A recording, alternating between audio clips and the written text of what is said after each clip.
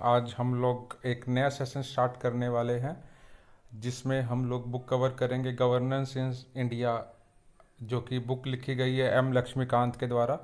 ये बुक आप लोग जानते हैं बहुत ही ज़्यादा इम्पोर्टेंट भी है हमारे यूपीएससी प्रिपरेशन के लिए, और जिसमें इस बुक से मेजर पोर्शन जीएस 1 पेपर का आता है जो कि आप प्रीलिमिनरी एग्ज़ाम में है, और जीएस 2 में भी आता है। इसमें बहुत सारे इश्यूज नए नए इस बुक में ऐड भी किए गए हैं। लेटेस्ट पब्लिकेशन है इस बुक के बारे में, और देखते हैं इसमें क्या क्या चीज़ें इस बार हम लोग पढ़ने वाले हैं। आज की लेक्चर में हम लोग जो चीज़ें देखने वाले हैं वो है ह्यूमन राइट्स से रिलेटेड टॉपिक है हमारा, और उसके बाद हम लोग देखेंगे राइट्स ऑफ वुमेन के बारे में, एंड थर्ड चैप्टर जो हम लोग आज की क्लास में कवर करेंगे वो है राइट्स ऑफ चिल्ड्रन। तो चलिए स्टार्ट करते हैं।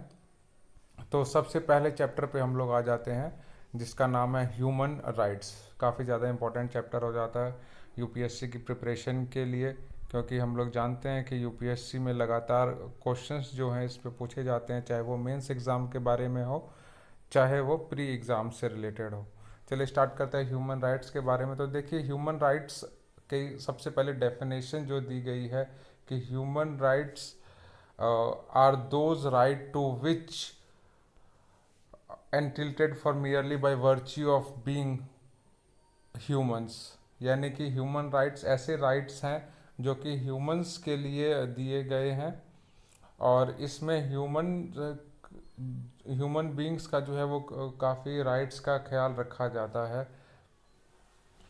और इस राइट्स को जो है एक इंसान जब पैदा होता है और उसकी सर्वाइवल के दौरान और या उसकी डेवलपमेंट के दौरान ये राइट्स को रखा जाता है। इसके ऊपर यूनिवर्सल डिक्लेरेशन भी हुई है ह्यूमन राइट्स के ऊपर। ह्यूमन डिक्लेरेशन जो कि है वो यूनाइटेड नेशन जनरल असेंबली में हुई 1948 में ये डिक्लेरेशन लाया गया, और इसमें ये बहुत सारी बातें कही गई ह्यूमन राइट्स से रिलेटेड कि ये क्या क्या चीज़ें होंगी, और इसको इंटरनेशनल मैग्ना कार्टा भी कहा जाता है। ह्यूमन राइट्स से रिलेटेड इंटरनेशनल मैग्ना कार्टा। और इस डिक्लेरेशन में 30 आर्टिकल ऐसे दिए गए जिसके अंदर ये सारी बातें बताएगी कि किस तरीके से ह्यूमन राइट्स को हम लोग प्रोटेक्ट करने वाले हैं। ठीक है, तो पहले दो आर्टिकल्स जो हैं वो बेसिक प्रिंसिपल्स को बताते हैं। चलिए उनको देख लेते हैं हम लोग, वो कौन कौन से दो आर्टिकल्स हैं। तो सबसे पहला आर्टिकल, जैसा कि आप लोग यहाँ स्क्रीन पे देख पा रहे होंगे कि सबसे पहला आर्टिकल जो है वो लिखा हुआ है, all humans beings are born free and equal in dignity and rights. Second article है, everyone is entitled to all the freedom of right and without distinction of any kind of race, color, sex, language, religion, political or other opinion, national or social origin, property of birth और other status। यानी कि इसमें कहा गया है कि जो भी इंसान जब भी पैदा होता है तो उसके पास उसकी अधिकार है डिग्निटी का, और जितने भी लोग इस अर्थ पे पैदा होते हैं उनके पास ये फ्रीडम है कि उनके साथ कोई भेदभाव ना किया जा सके किसी भी रेस के आधार पे, चाहे वो उनका कलर हो या सेक्स हो या भाषा हो या धर्म के आधार पे।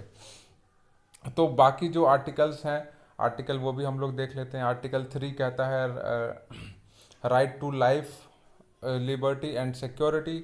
आर्टिकल 5 कहता है freedom of torture and inhuman punishment. उसके बाद अगले आर्टिकल्स जो कि है article number 6, right to recognition of a person before the law. Article number 7, right to equality before the law. Right to judicial remedy. Article number 8, freedom from arbitrary arrest और exile. Article number 10, right to fair trial in public hearing. Article number 11, right to presumed innocent and until proved guilty. Article number, ऐसे बहुत सारे articles आपको इसमें देखने को मिल जाएंगे। अगर आप चाहें तो इसका एक स्क्रीनशॉट भी ले सकते हैं ताकि ये सारे आर्टिकल आप लोग एक बार देख लें। हालांकि ये सब सारे आर्टिकल्स पूछे नहीं जाते हैं एग्ज़ाम्स में, जो मेन चीज़ है इससे रिलेटेड वो हम लोग देख लेंगे। आर्टिकल नंबर 22 में जैसे कि सोशल सिक्योरिटी के बारे में बताया गया है, और इस चैप्टर में हम लोग मेन देखेंगे कि इंडिया के पर्सपेक्ट से क्या चीज़ें इंपॉर्टेंट रहती हैं। ठीक है, तो चलिए हम लोग उस पार्ट की तरफ बढ़ चलते हैं। तो लास्ट के जो ये चीज़ देख लीजिए कि लास्ट के जो 3 आर्टिकल हैं वो ये बताते हैं कि ह्यूमन राइट्स को किस तरह से एंजॉय किया जाएगा। तो आर्टिकल नंबर 28, 29 और आर्टिकल नंबर 30। आर्टिकल नंबर 28 कहता है everyone is entitled to a social and international order in which above rights and freedom can be fully realised. यानी कि उन उसके जो अधिकार हैं, उनकी जो आज़ादी है वो उनको बतौर सारी तरीके से दी जाएंगी, और जितने भी उनके अधिकार हैं वो सिर्फ इसलिए दिए गए हैं, इसलिए सिक्योर किए गए हैं, रिकॉग्नाइज किए गए हैं, ताकि उनकी जो फ्रीडम है वो किसी भी तरीके से उनका हनन ना हो। ठीक है, तो आर्टिकल ये जितने भी थे ये टोटल 30 आर्टिकल 1948 के यूएन डिक्लेरेशन के अंदर दिए गए हैं। अब हम लोग बात करेंगे international bill of human right. तो ये जो यूनिवर्सल डिक्लेरेशन आया ह्यूमन राइट्स के ऊपर, इसको दो पार्ट में डिवाइड एक्चुअली बाद में किया गया, जिसको बोला गया international covenant on civil and political rights and the international covenant of economic, social and cultural rights. बस इतना ध्यान रख लीजिए कि इसको दो पार्ट्स में कन्वर्ट किया गया, और यूएन जनरल असेंबली में जो है इसको 1966 में पास किया गया, और 1976 में ये जो दो बिल हैं वो फोर्स में आ गए। इसमें जितने भी प्रोटोकॉल्स का पालन होगा वो सारी बातें इस बिल में कही गई कि किस तरीके से इस प्रोटोकॉल का पालन किया जाएगा ह्यूमन राइट्स को कंजर्व करने के लिए। बस यही दो इसमें खास बात है। आगे है कि अदर इंटरनेशनल कन्वेंशन, और भी कौन कौन से कन्वेंशंस हुए ह्यूमन राइट्स को लेके, तो वो इसमें कुछ कुछ दिए हुए हैं। Convention on the elimination of all the forms of racial discrimination, convention on elimination of all forms of discrimination against women. तो ये सब सारी चीज़ें आप देख लीजिए, स्क्रीनशॉट इसका ले सकते हैं। इसमें और कुछ ज़्यादा खास बात इसमें है नहीं। जो इम्पोर्टेंट अब चीज़ आने वाली है इसमें हम लोग लाइन बाय लाइन देखेंगे, ये चीज़ों को समझना ज़रूरी है कि ह्यूमन राइट्स का इंडिया से रिलेवेंस क्या है। तो ये देखिए आप, constitution of India has a rich content on human rights.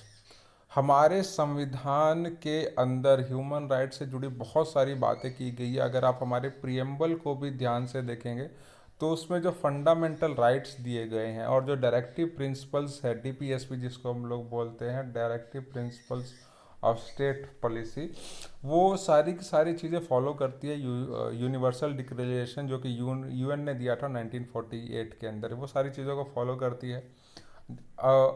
हमारे प्रियम्बल के अंदर 4 आइडियल्स है ह्यूमन राइट्स की प्रमोशन के लिए। वो जैसा कि आप लोग प्रियम्बल में देखते हैं कि साफ तौर पे लिखा रहता है, just in social, economic and political spheres, liberty of thought and expression, belief, faith and worship, equality of status and opportunity, fraternity, assuring the dignity of individual. ये 4 लाइन जो है वो हमारे प्रियम्बल में भी दी गई हैं। और ये फंडामेंटल राइट्स के अंदर भी हमारे संविधान के पार्ट 3 में भी कहा गया, इलेबोरेट किया गया है कि हमारे पास 2 तरह के राइट हैं, एक सिविल है और एक पॉलिटिकल राइट्स है हम लोगों के पास। और इन फंडामेंटल राइट्स को 6 कैटेगरी में बांटा गया, जैसा कि हम लोग जानते भी हैं। Right to equality, right to freedom, right against exploitation, right of freedom of religion, right of cultural rights and right to constitutional remedies. ये 6 हमारे फंडामेंटल राइट्स हैं जो कि हमारे संविधान के पार्ट 3 के अंदर बताए भी गए हैं। और हमारा जो डायरेक्टिव प्रिंसिपल्स है स्टेट पॉलिसी जो कि पार्ट 4 है कॉन्स्टिट्यूशन का, उसमें भी ये बात साफ तौर पे कही गई है कि हमारे संविधान के अंदर 3 ब्रॉड कैटेगरीज हैं। और वो 3 ब्रॉड कैटेगरीज कौन कौन सी हैं? सोशलिस्टिक प्रिंसिपल है, गांधीयन प्रिंसिपल है, और लिबरल और इंटेलेक्चुअल प्रिंसिपल्स पे हमारे टीपीएसपी काम करते हैं। आगे अगर हम लोग बात देखें कि besides the fundamental rights included in part 3 there are certain other rights, और भी बहुत सारे राइट्स जो हैं वो हम लोगों को दिए गए हैं पार्ट 3 के अलावा। जैसे कि राइट टू प्रॉपर्टी की अगर हम लोग बात करें जो कि पार्ट 12 में है हमारे कॉन्स्टिट्यूशन के अंदर। और सुप्रीम कोर्ट भी हमेशा ये एडवोकेट्सी करता रहता है ह्यूमन राइट्स से रिलेटेड, और किसी के भी फंडामेंटल राइट्स का अगर हनन होता है तो सुप्रीम कोर्ट में वो कॉन्स्टिट्यूशनल रेमेडीज़ के तहत अपना केस फाइल कर सकता है।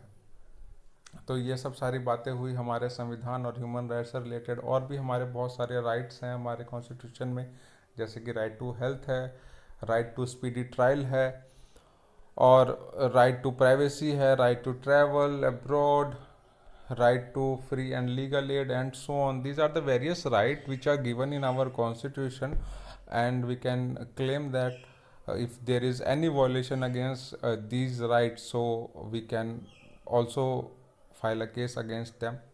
तो अगर हमारे अधिकारों का किसी भी तरीके से हनन होता है तो हम उसके खिलाफ केस लड़ सकते हैं। और भी बहुत सारे राइट्स हैं, जैसा कि मैं आप लोग को दिखाना चाहूँगा कि बॉन्डेड लेबर का, बंधुआ मजदूरी का जो एबोलिशन एक्ट आया गया था, ये भी ह्यूमन राइट्स को प्रोटेक्ट करता है। प्रोटेक्शन ऑफ सिविल राइट है, right of person with disability act, minimum wages act and so on. So these are all the rights. ये सारे वो अधिकार हैं जो कि एक पर्सन के फंडामेंटल राइट्स को और पर्सन के ह्यूमन राइट्स को प्रोटेक्ट करने का काम करते हैं। और एक एक एक्ट भी हमारे में लाया गया, हमारे संविधान में लाया गया, हमारे संविधान के थ्रू एक एक्ट बनाया गया कि protection of human right act 1993। ये पॉइंट को याद रख लीजिएगा कि ह्यूमन राइट्स से रिलेटेड एक एक्ट भी पास हुआ है 1993 के अंदर। तो ये सब सारी बातें थी जो आप लोग इस चैप्टर के अंदर याद रख सकते हैं। और दो चार कमीशंस के नाम अगर याद रख पाएँ तो वो काफ़ी ज़्यादा बेनिफिशियल होगा। जैसे कि ह्यूमन राइट्स रिलेटेड बहुत सारे कमीशंस भी है बने हैं, जैसे कि ये नेशनल कमीशन फॉर एससी है, जो कि आर्टिकल 388 के तहत बनाया गया संवैधानिक पद है, ये संवैधानिक संस्था है। ये कमीशन भी जो है national commission for ST article 338A, ये भी आर्टिकल 338 के तहत बनाया गया है। और भी कमीशंस की अगर हम लोग बात करें तो लिंग्विस्टिक माइनॉरिटी के ऊपर भी बनाया गया है ह्यूमन राइट्स कमीशन है, जो कि ये मैंने बताया था आपको protection of human right act के तहत।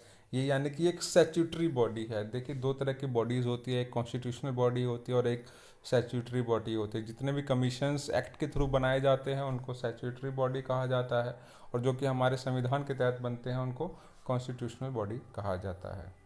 फिर national commission of protection act, ये भी एक्ट 2005 के तहत आया था। Commission of protection of child right act 2005, commission of women, ये भी women act 1990, commission of minority national commission act 1992 के अंदर आया था।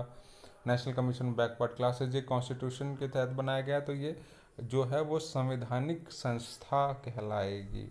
Central commissioner for disabled person, ये भी एक एक्ट के थ्रू आया था जो कि 2016 के अंदर था, right to person with disabilities act. ये सब सारी बातें हो गई। हम कुछ स्टेट कमीशंस भी रहते हैं, तो ये भी आप लोग देख लीजिएगा, इतना कुछ खास नहीं है, कई बार एग्ज़ाम्स में किसी भी तरीके से पूछ ले जाते हैं। तो ये एक इम्पॉर्टेंट चैप्टर हमने ह्यूमन राइट्स के ऊपर कवर किया। नेक्स्ट क्लास में हम लोग जो है वो कवर करेंगे राइट ऑफ ह्यूमंस के बारे में। तब तक के लिए थैंक यू सो मच।